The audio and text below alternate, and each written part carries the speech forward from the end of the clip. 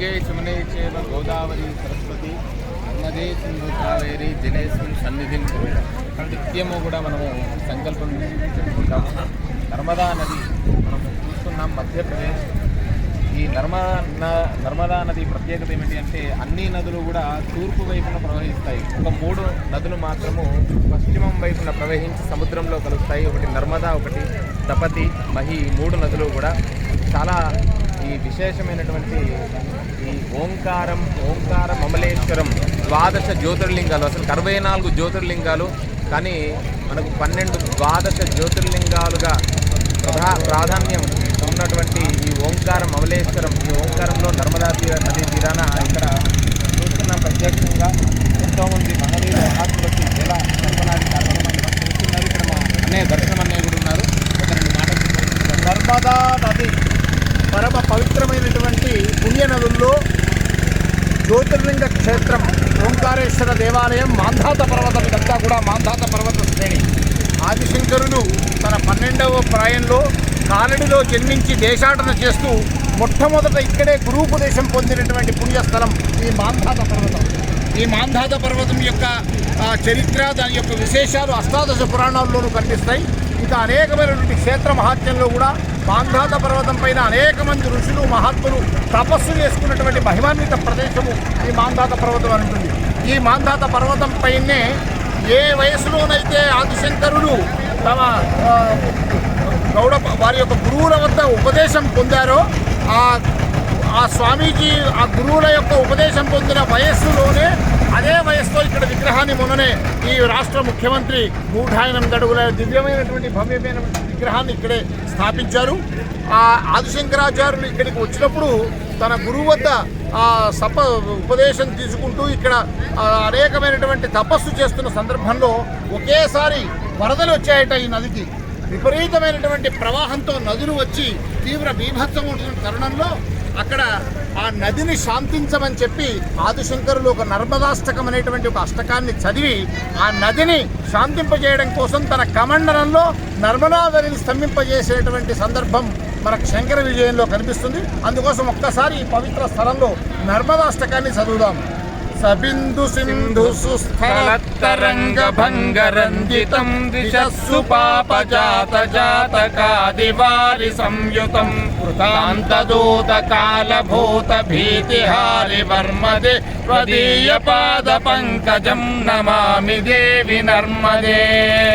వదంబులీన దీనమీన దివ్య సంప్రదాయకం కలౌమలోఘ భారహారి సర్వతీర్థనాయకం సమచ్చకచ్చనక్ర చక్రవాక చక్ర శర్మదే స్వదీయ పాద పంకజం నమామి దేవి నర్మదే. మహాగభీర నీరపూర పాపధూత భూతలం వనత్ సమస్త పాదకారి దారితాపదాచలం జగల్లయే మహాభయే మృకందు సూను హర్మదే స్వదీయ పాద పంకజం నమామి దేవి నర్మదే. గతం తదైవ మే భయం తదంబువీక్షితం యదా మృకందు సూను శౌనకాసురారి సేవితం సదా పునర్భవాప్తి జన్మజం భవాప్తి దుఃఖవర్మదే స్వదీయ పాద పంకజం నమామి దేవి నర్మదే. అలక్ష లక్ష కిన్నరామరాసురాది పూజితం సులక్ష నీర తీర ధీర పక్షి లక్ష పూజితం వశిష్ట శిష్ట పిప్పలాది కర్దమాది శర్మదే స్వదీయ పాద పంకజం నమామి దేవి నర్మదే. సనత్కుమార నాచికేత కశ్యపాత్రిషట్పదై ధృతం స్వకీయ మానసేషు నారదాది షట్పదై రవీందురంతి దేవదేవ రాజకర్మ శర్మదే స్వదీయ పాద పంకజం నమామి దేవి నర్మదే. అలక్ష లక్ష పాప లక్ష సారసాయుధం తదస్తు జీవజంతు తంతు భుక్తి ముక్తిదాయకం విరించి విష్ణు శంకర స్వకీయ ధామ వర్మదే స్వదీయ పాద పంకజం నమామి దేవి నర్మదే.